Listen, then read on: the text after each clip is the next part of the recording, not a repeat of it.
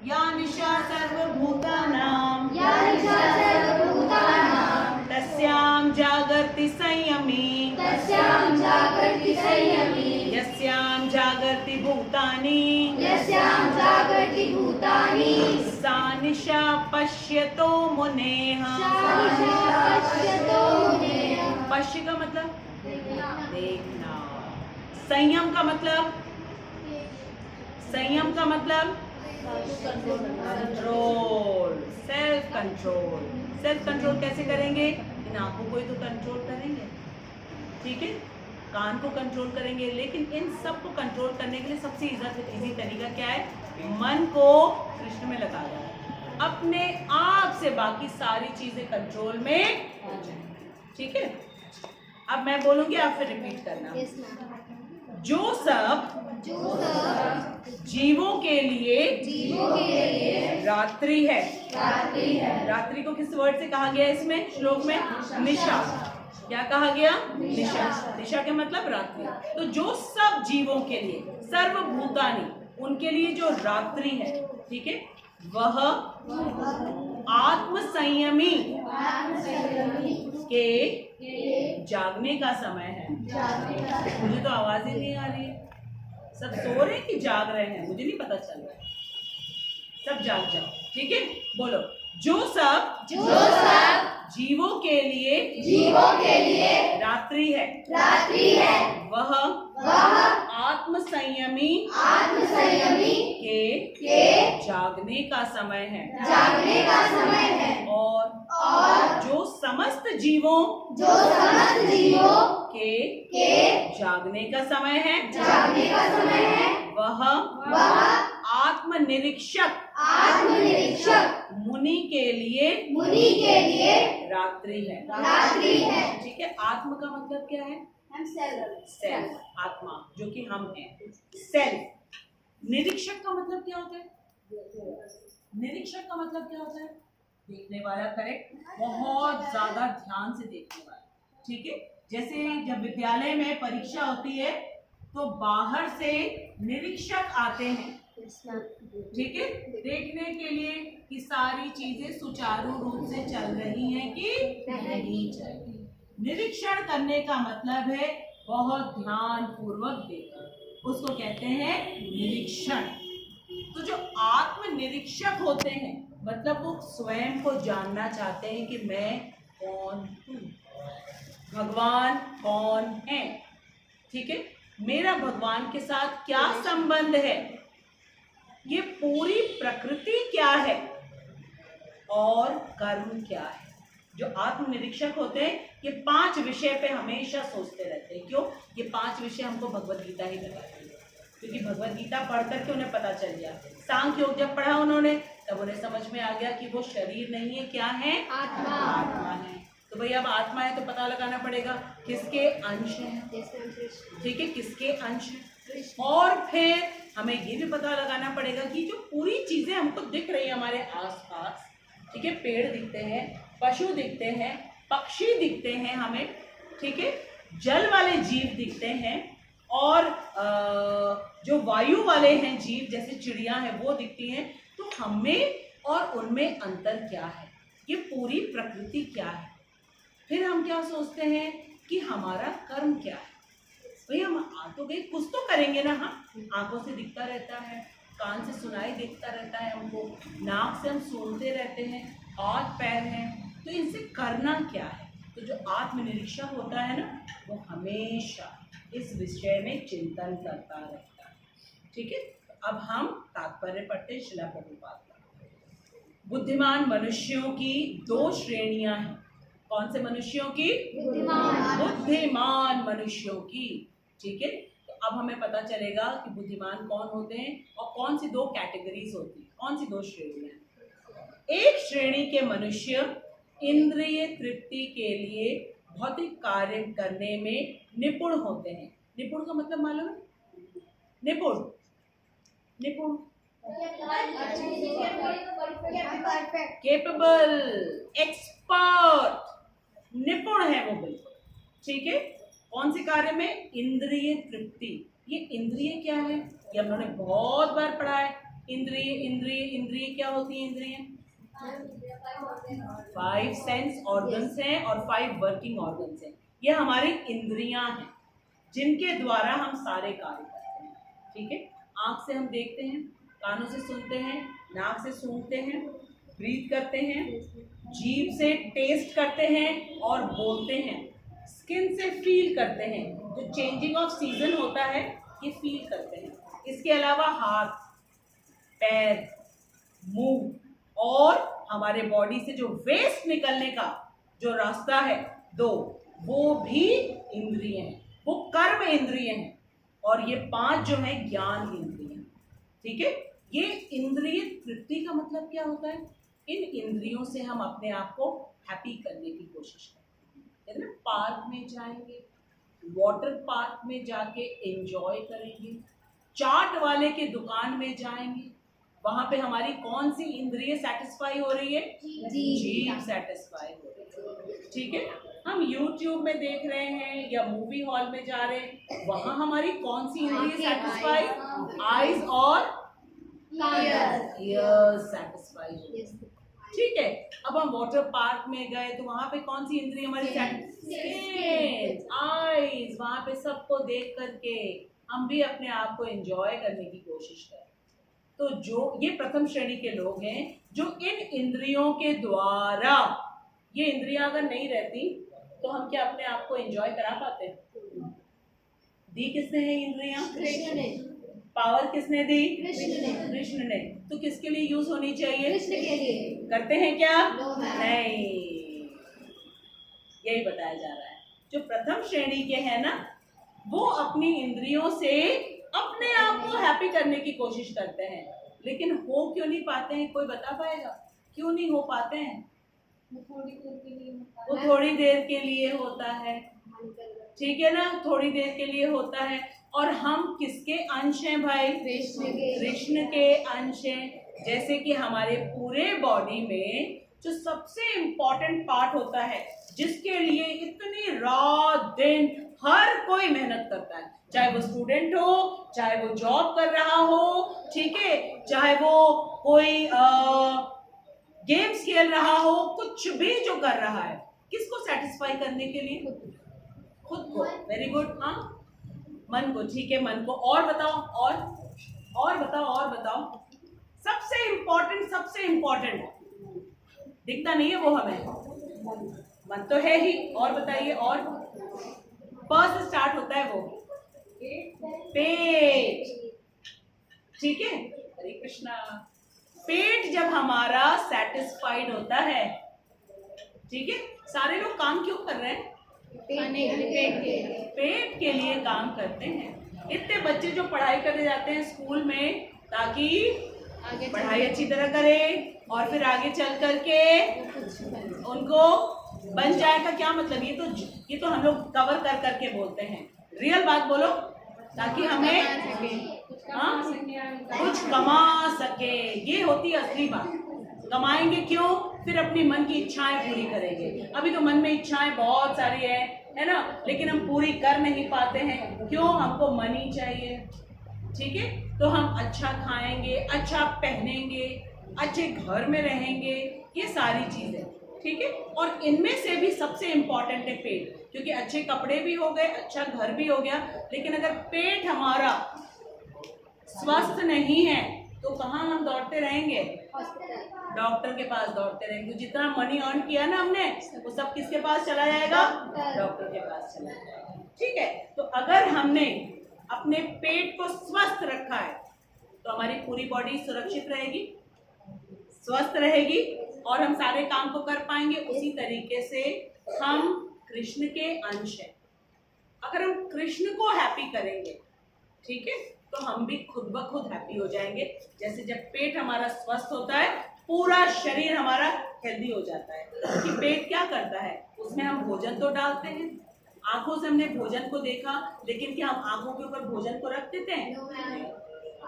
ठीक है, हाथों से उठाते हैं तो क्या यहाँ पे रख देते हैं? नहीं, यहाँ से लेकर के कहाँ डालते हैं? मुंह में डालते हैं। क्या मुंह में रखे रहते हैं? नहीं, उसको च्यू करके और फिर हम स्टमक पे डालते हैं। फिर स्टमक क्या करता है? उसको अच्छे से डाइजेस्ट करता है डाइजेस्ट करने के बाद जो वेस्ट होता है निकाल देता है, और जो उसमें एनर्जी मिलती है उसको ब्लड में वो ट्रांसफर कर देता है, और फिर पूरे बॉडी में उसको वो पूरे इक्वली शेयर कर देता है। ये काम होता है पेट, सबसे इंपॉर्टेंट काम करता है, सबसे इंपॉर्टेंट। ठीक है, तो वही कृष्ण है हमारे लाइफ में। लेकिन जो पहली श्रेणी के लोग हैं वो क्या करते हैं, अपनी इंद्रियों से खुद को हैप्पी करने की कोशिश। ठीक है, अब इसमें बताया जाएगा कि उनको क्या कहा जाएगा। ठीक, एक श्रेणी के मनुष्य इंद्रिय तृप्ति के लिए भौतिक कार्य करने में निपुण होते हैं। ये भौतिक वर्ड क्या होता है, भौतिक, मटीरियल। मटीरियल का मतलब क्या है, जो सारी चीजें जो हमें अपनी आंखों से दिखती है ना, उसको मटीरियल कहते हैं, जिसको हम देख सकते हैं।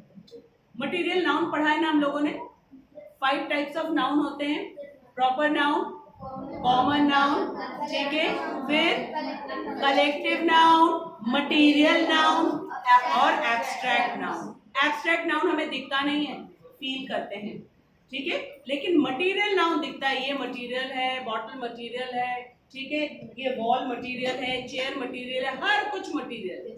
ठीक है, तो इन सब चीजों को अर्न करने में, इकट्ठा करने में जो बहुत निपुण होते हैं, निपुण का मतलब एक्सपर्ट, ठीक है, ये फर्स्ट कैटेगरी के लोग हैं। ठीक, अब आगे क्या बताया जाए, दूसरी श्रेणी। पहली कैटेगरी हमने बता दी, सारी मटेरियल चीजों को इकट्ठा करने के लिए एक्सपर्ट होते हैं, वो फर्स्ट कैटेगरी। सेकंड कैटेगरी, दूसरी श्रेणी के मनुष्य आत्मनिरीक्षक। हमने आत्मनिरीक्षक की मीनिंग बताई है, क्या होता है आत्मनिरीक्षक, सेल्फ को जानने की इच्छा है, बहुत ध्यान पूर्वक देखते हैं और सोचते हैं कि मैं कौन हूँ। ये हाथ पैर मेरे दिख तो रहे हैं लेकिन मैं हूँ नहीं है। ठीक है, तो मैं कौन हूँ, ये मेरा हेड है, ये मेरे लेग्स हैं, ये मेरे हैंड्स है, ये मेरी आईज है, मैं कहाँ हूँ, हम कहाँ है भाई, हम कौन है, बॉडी तो सबकी दिख रही है लेकिन हम कौन है, आत्मा है। इस बात को जो सोचते हैं उनको कहा जाता है आत्मनिरीक्षक। इसके लिए हायर इंटेलिजेंस चाहिए, इसके लिए लोअर लेवल वाला इंटेलिजेंस नहीं चाहिए। वो देख ही नहीं पाएगा, क्योंकि लोअर लेवल वाला इंटेलिजेंस वाला व्यक्ति क्या करता है, वो केवल मटेरियल चीजें देखता है, उनको इकट्ठा करता है और उसी को एंजॉय करने की कोशिश करता है। लेकिन जो हायर इंटेलिजेंस वाला होता है वो सोचता है, अरे जो कुछ मैंने खाया ये तो मेरे पेट में गया, ठीक है, तो मुझ में तो नहीं है, क्योंकि मैं तो पेट नहीं हूँ। जब हम डॉक्टर के पास जाते हैं तो कहते हैं क्या, मुझ में दर्द है, नहीं, हम क्या कहते हैं, मेरे पेट में दर्द है, मेरे सिर में दर्द है, मेरे पैरों में दर्द है, मेरे पैरों में तकलीफ है। क्या हमने कभी बोला मुझ में तकलीफ है, नहीं। इसका मतलब बॉडी और मैं अलग अलग हैं। सांख्य योग में हमको बता दिया गया है हम बॉडी नहीं है। ये बॉडी जो है ये चेंज होता रहता है, लेकिन हम कभी भी चेंज नहीं होते। वो होते हैं आत्मनिरीक्षक। ठीक है, तो फर्स्ट कैटेगरी वाले कौन से लोग हैं, जो मटेरियल चीजों को देखते हैं, उनको कलेक्ट करने में एक्सपर्ट होते हैं। कैसे होते हैं, खूब नॉलेज लेंगे, ठीक है, वो अपनी स्टूडेंट लाइफ में खूब पढ़ाई करेंगे, फिर डॉक्टर बनेंगे, इंजीनियर बनेंगे, ताकि खूब अच्छी तरीके से मनी अर्न करें, ताकि वो सारी अपनी इच्छाओं को पूरा करें। उनको फर्स्ट कैटेगरी बताया गया है। और सेकंड कैटेगरी वाले कौन से हैं, जो आत्मनिरीक्षक, जो अपने बारे में जानना चाहते हैं कि मैं कौन। ठीक है, अब आगे जो आत्म साक्षात्कार के अनुशीलन के लिए जागते हैं। एक तो निपुण होता है मटेरियल चीजों के लिए, और एक है खुद को जानने के लिए जागता है। ठीक है, अब किस समय जागता है, क्या करता है, अब आगे बताया जाए। विचारवान पुरुष, विचारवान का मतलब क्या होता है, जो विचार करता है, जो सोचता है, ठीक है, जो थॉटफुल है, ठीक, गंभीरता से जो सोचता है। विचारवान पुरुषों या आत्मनिरीक्षक मुनि, ये दोनों ही एक है, या विचारवान कहें या आत्मनिरीक्षक, के कार्य भौतिकता में लीन पुरुषों के लिए रात्रि के समान। ठीक है, अब हम बता रहे हैं, जो विचारवान पुरुष होते हैं वो जो काम करते हैं ना, उसको जो मटेरियल चीज को इकट्ठा करने वाले लोग हैं, वो टाइम उनके लिए रात का है। रात के समय में हम लोग क्या करते हैं? सोते हैं। ठीक है, तो जो बच्चे अभी यहाँ पे भगवत गीता पढ़ने के लिए आए हैं, क्योंकि वो खुद को जानना चाहते हैं, आप लोग आत्मनिरीक्षक बनने के मार्ग पे हो, तो ये अभी आप लोग इसमें बिल्कुल सजग हो, अलर्ट हो, एक्टिव हो। इस समय बहुत से ऐसे लोग हैं जो हो सकता है कहीं गेम्स खेलने गए, तो वो इस समय आंखें तो खुली हुई हैं, लेकिन आत्मनिरीक्षक के विषय में वो अभी सो रहे हैं, अभी उनको होश नहीं है। ठीक है, तो जो आत्मनिरीक्षक है, जो अपने विषय में जानना चाहते हैं और जो एक्टिव होते हैं, उस टाइम पे जो यहाँ पे नहीं है, इसका मतलब क्या है कि अभी वो सो रहे हैं, क्योंकि उनको इसकी इम्पोर्टेंस नहीं मालूम। यहाँ कौन आएगा जिसको इसकी इम्पोर्टेंस मालूम? कृष्ण ने अर्जुन से क्या कहा? अर्जुन ने क्या प्रश्न पूछे? अर्जुन ने कहा कि मैं अगर मारूंगा अपने परिवार के लोगों को, मैं कितना दुखी होऊंगा, इनके बिना किसके साथ एंजॉय करूंगा, और परिवार के लोगों को मार करके नरक में ही जाऊंगा मैं। ठीक है, और फिर ये तो मैं जानता तक नहीं हूं कि जीतूंगा कि हारूंगा, ये भी नहीं जानता, और ये बिना जाने मैं इतनी सारी हत्याएं कर दूं। फिर अर्जुन ने कहा, मैं मानता हूं केशव, आपने कहा कि हमें जो आतताई होते हैं उन्हें मारना चाहिए। आतताई कौन कौन होते हैं? आतताई कौन कौन होते हैं? भूल गए? जो देखो, दादी को सब याद है। इसका मतलब इस क्लास में बैठ करके दादी जो है वो हमेशा जागृत रहती है। जो दूसरों के धन को हड़प लेता है, जो किसी को विष देता है, करेक्ट, और फिर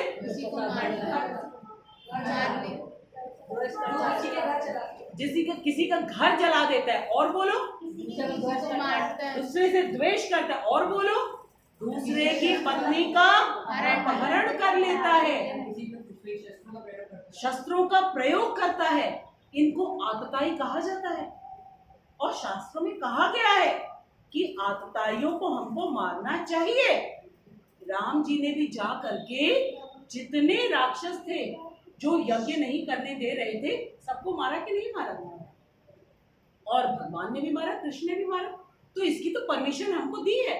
तो अर्जुन ने पूछा भगवान से कि ठीक है, माना मैंने कि जो मेरे सामने खड़े हैं ये सबके सब आतताई हैं, ठीक है, किसी का घर जलाना, किसी का धन लूटना, किसी पे शस्त्र से वार करना, ठीक है, किसी की पत्नी का अपहरण करना, ठीक है, ये सब आतताइयों का काम होता है। और ये सब कौरवों ने किया था, दुर्योधन और उसके समस्त भाइयों ने।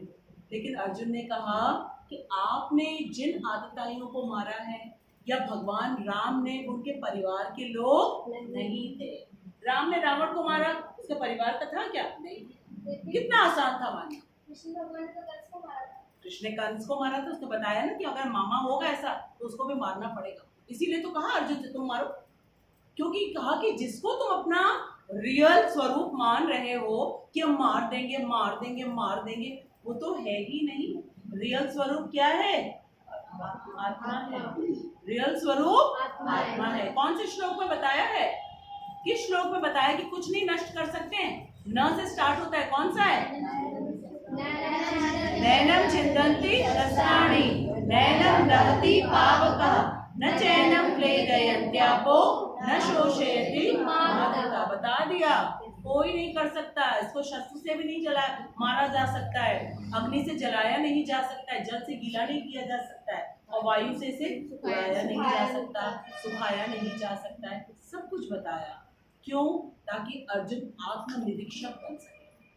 अभी अर्जुन आत्मनिरीक्षक नहीं बना हुआ है, अभी वो भौतिकता में है। उसको भगवान आत्मनिरीक्षक बनाना चाह रहे हैं, तो अर्जुन को जगा रहे हैं कि जागो।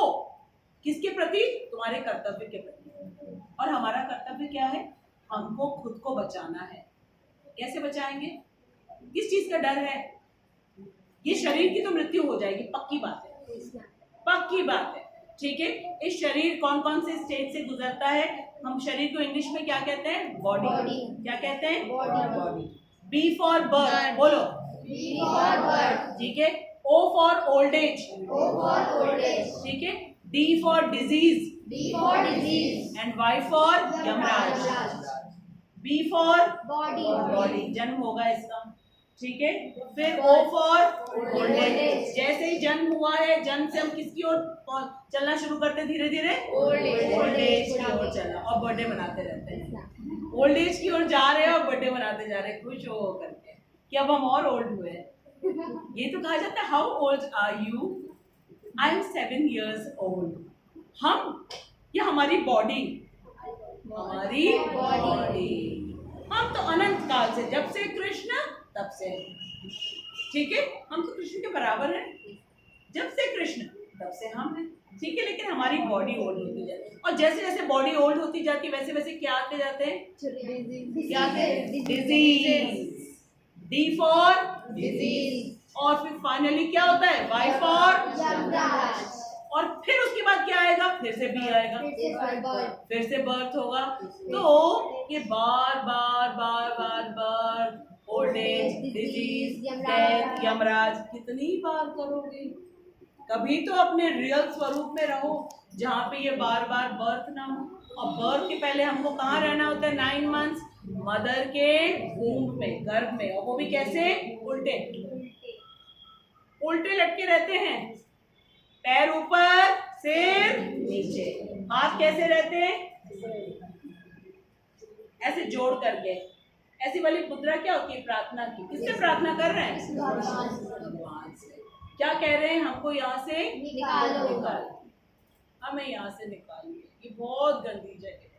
यहाँ पे सारा मल मूत्र खून सब कुछ है, और इससे कीड़े काटते रह रहे हैं. हम कीड़े काटते रहते हैं. इसीलिए जो छोटे बेबीज जब होते हैं ना, उनकी पूरी बॉडी रेड होती है. कीड़े काट काट के इनको इतना तकलीफ देते हैं. 9 months सिर उल्टा नीचे और पैर ऊपर ऐसे लटके रहते हैं. वहां से हम प्रार्थना करके निकलते हैं, हमें निकाल दीजिए. हम आपको कभी नहीं भूलेंगे कृष्णा. बाहर आएंगे, मनुष्य का जीवन हमें मिल रहा है, फिर से आपके विषय में जानेंगे, ठीक है. और कभी भी ऐसा कोई काम नहीं करेंगे कि नीचे की योनियों में जाना पड़े. लेकिन बाहर आके भौतिकता की पूरी दुनिया दिखती है. Wow, very nice. अब तो हम जाएंगे उस पार्क में, उस रेस्टोरेंट में जाएंगे घूमने के लिए, मॉल में जाएंगे हम तो क्लोथ्स खरीदने के लिए, ब्यूटी पार्लर जाएंगे, जिम जाएंगे, नेल्स ग्रो करेंगे, नेल पेंट लगाएंगे, मेकअप लगाएंगे, ड्रेस करेंगे. आत्मा वो कौन सी चीज होती है? अभी तो हम अपने आप को ब्यूटीफुल बनाएंगे, ठीक है. हमारे साथ बड़ी ब्यूटीफुल ब्यूटीफुल चीजें होंगी.